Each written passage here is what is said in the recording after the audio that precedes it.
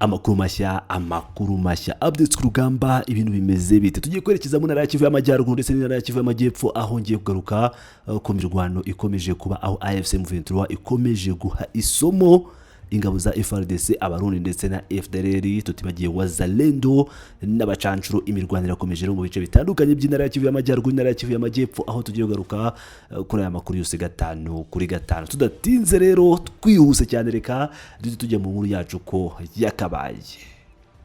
Reka duhere mu ntara ya Kivu y'Amajyaruguru Masisi, ubundi tuze gukomereza mu ntara ya Kivu y'Amajyepfo, aho hafi ya Uvira naho imirwano ikomeje cyane. Abarundi aba FARDC bakaba bakomeje kurwana, kugerageza kurwana ariko bagakubitwa nk'uko imirwano imeze cyane muri Masisi. Reka bariho duhera FARDC na wazalendo zabyukiye mu bitero ku birindiro bya AFC M23.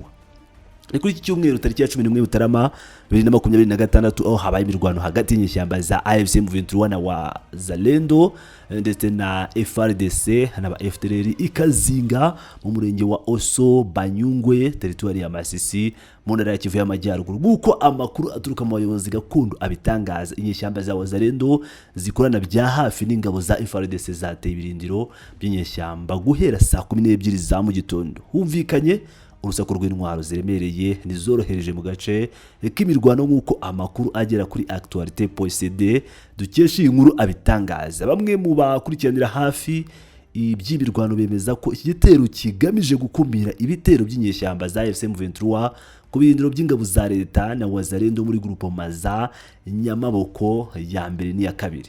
Biravugwa ko iki gitero kibaye nyuma y'iminsi 2 gusa hakajijwe ibirindiro by'inyeshyamba ikazinga na Kasopo. Amakuru akomeza avuga ko ibintu bikomeje kuba bibi muri kariya gace. Ngira ngo ko byumva rero mu ntara ya Kivu y'Amajyaruguru Masisi hakomeje kubera imirwano ikomeye cyane, aho abazalendo no kuvuga abandi b'abamayimayi bari bamaze igihe bica abaturage by'umwihariko mu bwoko bw'abatutsi, aho bamaze igihe kinini babica birukanwe, ariko bakaba bakomeje kugenda bagaba ibitero kuri AFC M23 by'umwihariko nk'uko mwabyiyumviye. Ibi byari muri gahunda yo kugerageza kurinda ko groupement ya Nyamaboko ya mbere n'iya kabiri AFC M23 yagaba ibitero ku birindiro by'ingabo za leta na wazalendo. Ni ibintu rero bikomeye cyane muri Kivu y'Amajyaruguru, aho imirwano ikomeye yabaye ndetse abasirikare benshi ba wazalendo bakaba bahasize ubuzima nk'uko amakuru atugeraho abitangaza, n'aba FARDC nk'uko amakuru atugeraho abitangaza. Ariko niba AFC M23 ari agace yabayigaruriye byo ntabwo turamenya amakuru, turakomeza kugenda tubakurikiranira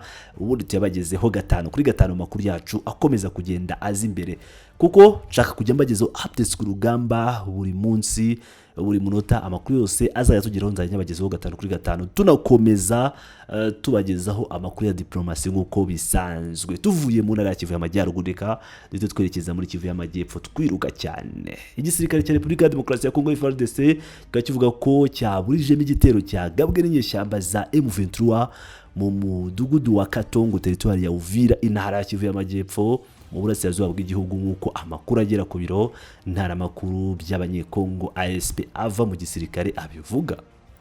Igitero cyaburijwemo na FARDC mu rukerera rwo kuwa gatandatu tariki ya 10 Mutarama 2026. AFC M23 ikaba yagabye ibitero ku birindiro bya FARDC cyane mu gace ka Katongo. Igitero cyari kigamije gusenya imirongo y'ingabo za FARDC hagamijwe kwagurira igitero mu tundi turere, ariko ingwe zihagazeho mu buryo bukomeye cyane, bituma abateye barwana basubira inyuma mu nkengero z'umujyi wa Uvira. Ibi bikaba byavuzwe na Captain Sylvain Bijana, umuvugizi w'akarere ka 33 ka gisirikare. Yatangaje ko AFC M23 yongereye ingabo n'ibikoresho umunsi wose kuwa gatanu, nibwo yabyongereye. Naho tariki 9 Mutarama 2026 hamwe n'amakamyo menshi yuzuyemo abarwanyi yizera kugaba igitero gishya ku buryo bworoshye. Umuvugizi w'akarere ka 33 ka gisirikare yanagaragaje ko ubutasi bwa gisirikare bwatangaje ko amakamyo 19 ya fuso yuzuye abarwanyi n'amasasu yageze mu mujyi wa Bukavu, hagamijwe kongera umubare, hagamijwe kugaba ibitero ku birindiro bitandukanye by'ingabo za leta cyane Ikatongo na Kivovo. Kapiteni Bijanu ati intego yacu ni ukwigarurira uturere twose twigaruye na AFC M23 kuko Repubulika ya Demokarasi ya Kongo izakomeza kuba imwe kandi itagabanyijwe na gato. Yongeyeho ko igikurikiraho ari ukongera kwigarurira uturere twigaruriwe harimo umujyi wa Uvira, Kamanyola, Nyangezi, Bukavu, Goma, Rucuru kugeza Ibunagana.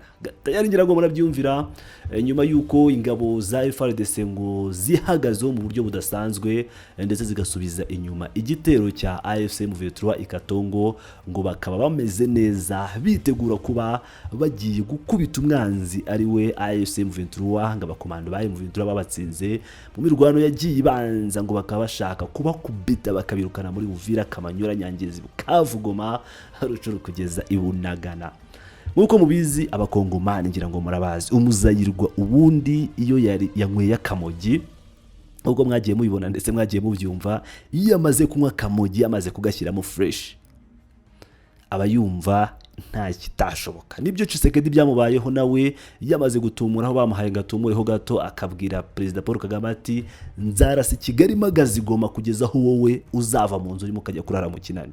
Ibyo ntibyavuzwe na Chirombo nawe amaze gufata kuko ku mugongo w'ingona. Nibyo rero byabaye ku basirikare ba FARDC ba Katongo bari bamaze kwishimira gusubiza inyuma AFC M23, bakumva ko bagiye kwisubiza ibice byose AFC M23 yafashe ibyo birometero byose nkuko mubyumvira cyangwa nkuko mubizi, kuva Uvira ukazamuka ukagera Bukavu ukazamuka ukagera Goma, Rucuru ugakomeza ukagera Bunagana, ngo bashaka gusubiza umwanzi nyuma kugeza buri santimetero yose Repubulika ya Demokarasi ya Kongo bayigaruriye. Ibi mu gihe babivuga muri iyi mirwano bakomeje kurwana by'umwihariko mu ntara ya Kivu y'Amajyepfo, nguko mu byumvira ikomeye mu buryo budasanzwe kuko bahashyize imbaraga zidasanzwe, yaba abacancuro abarundi. Ngira ngo murabyuka neza ko mu minsi yashize nababwiye uburyo Sebarundi yarunze abasirikare benshi muri za Fizi aho yiteguye urugamba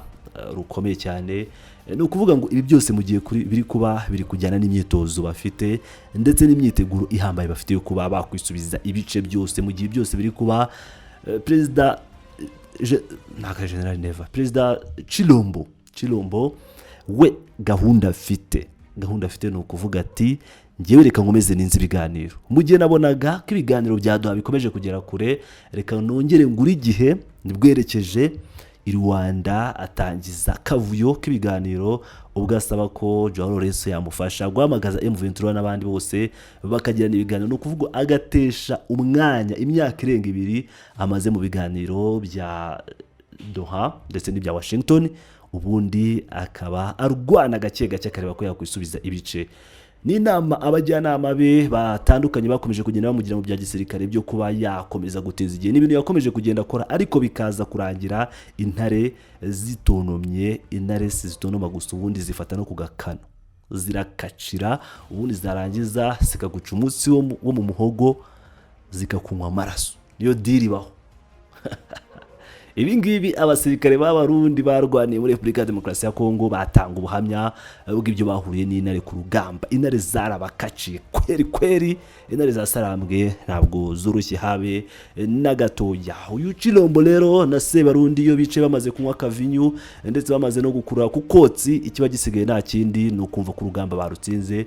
Nabyo byabaye kuri aba basirikare ba FARDC bari Tongo, aho bari bamaze kwihagararaho imbere ya AFC M23 bakumva ko nta kintu gisigaye usibye kwirukana bagashushubikana M23 bakayigeza aho yateye turuka. Imirwano imaze imyaka 4 bakayikubita mu gihe gito, ubundi santimetero zose za Repubulika ya Demokarasi ya Kongo bakazigarura mu buryo budasanzwe. Ni updates nk'ibisanzwe ni Pilot News TV.